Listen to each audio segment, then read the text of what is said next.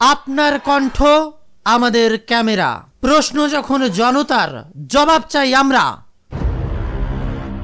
দেখছেন উজ্জ্বল নিউজ, শুধু খবর নয় জবাবও।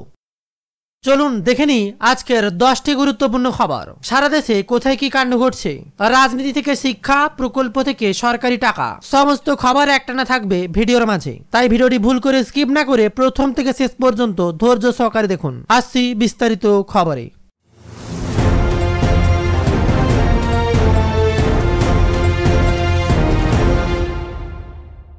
হঠাৎ 8 থেকে 10 জন যুবক ঘরে ঢুকে এলো। মহিলা তার ফোনের ক্যামেরা অন করতেই ভয়ানক ঘটনা উঠে এলো।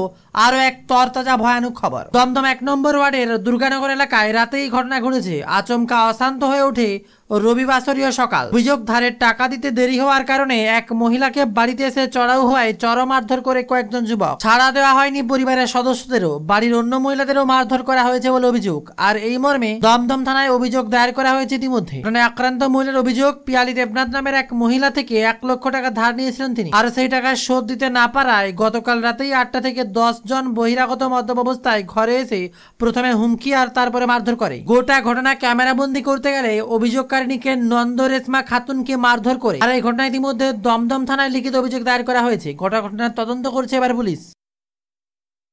আর অন্যদিকে বিরাট বড় খবর, নন্দীগ্রাম নিয়ে উঠে এলো তাজা আপডেট। নন্দীগ্রামে সমবায় ভোট, আর তাতেই 12তে জয়ী বিজেপি। এমনিতে বরাবরই বাংলায় ভোটে পরাস্ত হলেও অনেকটাই সমবায় ভোটে এগিয়ে থাকে বিজেপি, কখনো সিপিএম।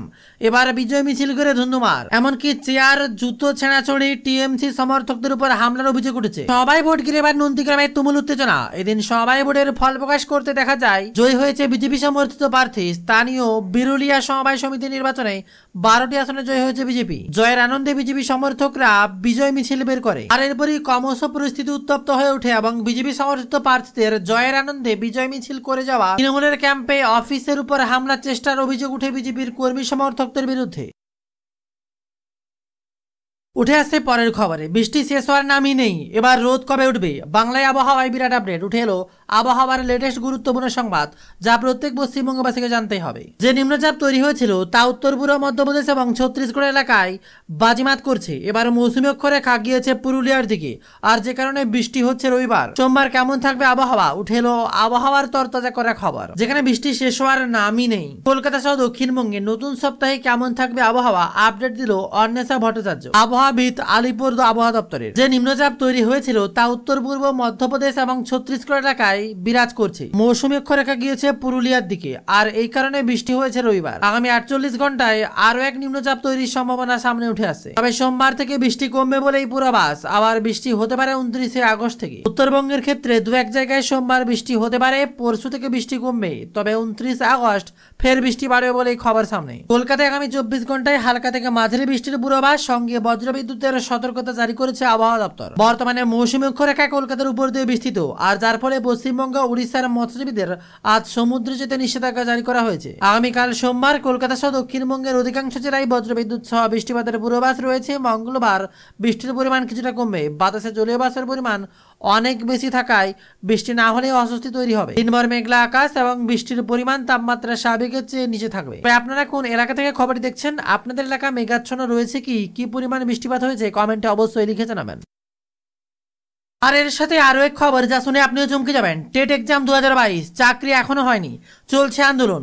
আর তার মধ্যেই ফাঁস হয়ে গেল 2022 সালের টেট পরীক্ষার্থীদের তথ্য। জানা যাচ্ছে সংশ্লিষ্ট ওই ওয়েবসাইটের কোনো তথ্য সরকারিভাবে নেই, অথচ ওই ওয়েবসাইটে একসঙ্গে প্রায় 1.5 লক্ষ পড়ুয়ার তথ্য চলে এসেছে ওই ওয়েবসাইট। জানা যাচ্ছে সংশ্লিষ্ট ওই ওয়েবসাইট কোনো তথ্য সরকারিভাবে নেই, অথচ সেই ওয়েবসাইটে একসঙ্গে প্রায় 1.5 লক্ষ পড়ুয়ার তথ্য চলে এসেছে ওই ওয়েবসাইটে। সেখানে আবার অপশানও দেওয়া হয়েছে। সেই অপশান থেকে West Bengal primary TET 2022 certificate download করতে হবে। তারপর রেজিস্ট্রেশন নম্বর কোথায় দিতে হবে সব একেবারে ঝকঝক করে লেখা হয়েছে। শুধু পরীক্ষা নয়, সংশ্লিষ্ট ওয়েবসাইট থেকে আরো একাধিক সার্ভিস পাওয়া যায়। তার মধ্যে ভোটার কার্ড সংক্রান্ত বিভিন্ন তথ্য রয়েছে সেখানে। যদিও বিষয়টি নিয়ে তদন্ত করা হবে বলে জানিয়েছে প্রাথমিক শিক্ষা পর্ষদ। চাকরি প্রার্থী বলেন, প্রায় 1,50,406 জনের তথ্য আমরা কপি করতে পেরেছি। দেখতে পেয়েছি এটা সঠিক তথ্য। এই তথ্য বাইরে এলো কিভাবে আমাদের প্রশ্ন থাকছে। আমরা যেটা জানি পরীক্ষায় রেজিস্ট্রেশন করেছিল 6,90,932 জন, পরীক্ষায় বসেছিল 6,19,102 জন। পর্ষদ জানিয়েছিল পরীক্ষায় উত্তীর্ণ হয়েছে প্রায় 1,50,491 জন। তাদের মধ্যে 1,50,406 জনের তথ্য আমরা ওয়েবসাইট থেকে পেয়ে গেলাম। কিভাবে সম্ভব হলো? পর্ষদ সভাপতি গৌতম পাল বলেন এটা সত্য কিনা আমরা দেখতে হবে। আমি দেখে নিচ্ছি, আগে সার্চ করে নিন। এমন চক্র থাকলে তো ব্যবস্থা নেব।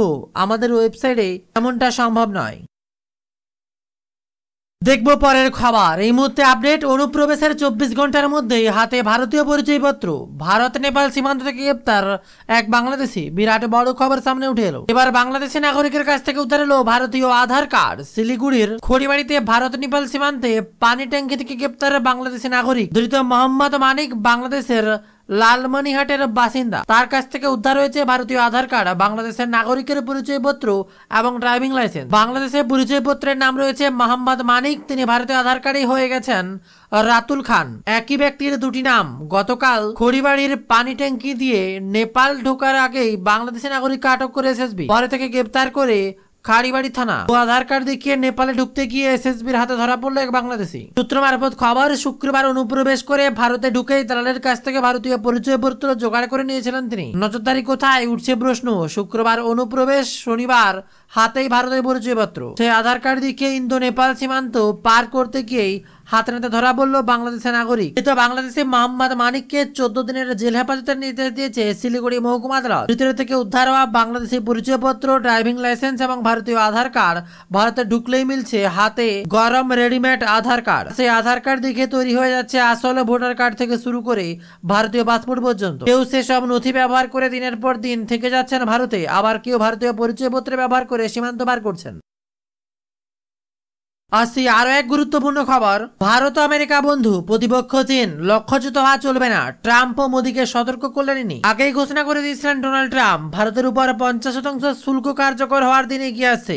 সেই আবহে ভারতকে সতর্ক করলো আমেরিকা। তবে এবার আর ট্রাম্প নয়, দিল্লিকে বার্তা দিলেন ভারতীয় বংশোদ্ভূত রিপাবলিকান নেত্রী, ট্রাম্পের সতীর্থ নিক্কি হেলি। ট্রাম্পের মতামত ভারতের গুরুত্ব দিয়ে দেখা উচিত বলে মনে করা হচ্ছে তার। ভারত আমেরিকার মধ্যে সুসম্পর্ক যাতে বজায় থাকে এতদিন সেই মর্মে সওয়াল করে আসছেন নাকি। আর রাশিয়ার থেকে তেল কেনার জন্য ভারতের ঘাটে যখন শুল্ক শাস্তি চাপানো হচ্ছে, আর সেই সময় দুই দেশের বন্ধুত্ব সম্পর্ক ফিরিয়ে আনার পক্ষে মুখ খুললেন নাকি। এবার সোশ্যাল মিডিয়ায় ভারতকে কার্যত পরামর্শ দিতে দেখা গেল তাকে, যাতে দ্রুত ভারত পরিস্থিতি গুরুত্ব বুঝবে ততই ভালো বলে মন্তব্য করেন তিনি। সোশ্যাল মিডিয়ায় লিখে রেখেন, রাশিয়ার থেকে তেল কেনার বিষয়ে ট্রাম্পের অবস্থান বুঝতে হবে ভারতকে। সমাধানের জন্য কাঁধে কাঁধ মিলিয়ে কাজ করতে হবে হোয়াইট হাউসের সঙ্গে। যত দ্রুত হয় ততই ভালো। পৃথিবীতে দুই বৃহত্তম গণতন্ত্রের মধ্যে এত দশকের বন্ধুত্ব, আর সেই বন্ধুত্বের জন্যই অচলাবস্থা কাটিয়ে বেরোতে হবে। বাণিজ্যের চুক্তি নিয়ে মতানৈক্য হোক বা রাশিয়ার কাছ থেকে তেল কেনা, সমস্যা কাটিয়ে উঠে আলোচনায় জরুরি।